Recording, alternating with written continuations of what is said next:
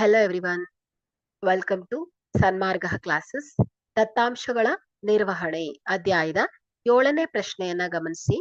ದತ್ತಾಂಶಗಳನ್ನು ಹೋಲಿಸಲು ಉಪಯೋಗಿಸುವ ನಕ್ಷೆಯು ಆಯ್ಕೆ ಎ ಸ್ತಂಭ ನಕ್ಷೆ, ಬಿ ಚಿತ್ರ ನಕ್ಷೆ, ಸಿ ಪೈ ನಕ್ಷೆ, ಡಿ ಜೋಡಿ ಸ್ತಂಭ ನಕ್ಷೆ. ಸೊ ಇಲ್ಲಿ ಚಿತ್ರವನ್ನ ಗಮನಿಸಿ.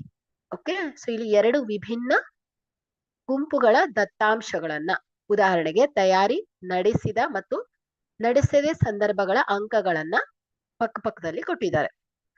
ಪಕ್ಕದಲ್ಲಿ ಇಟ್ಕೊಂಡು ಅದನ್ನ ಹೋಲಿಸಿದ್ದಾರೆ, ದತ್ತಾಂಶಗಳನ್ನ ಹೋಲಿಸಿದ್ದಾರೆ.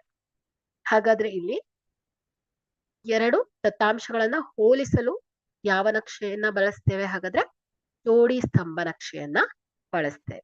ಓಕೆ, ಹಾಗಾದ್ರೆ ಕೊಟ್ಟಿರುವಂತಹ ಆಯ್ಕೆಯಲ್ಲಿ ಈ ಜೋಡಿ ಸ್ತಂಭ ನಕ್ಷೆ ಇದು ದತ್ತಾಂಶಗಳನ್ನ ಹೋಲಿಸಲು ಉಪಯೋಗಿಸುವ ನಕ್ಷೆ ಆಗಿದೆ. Thank you.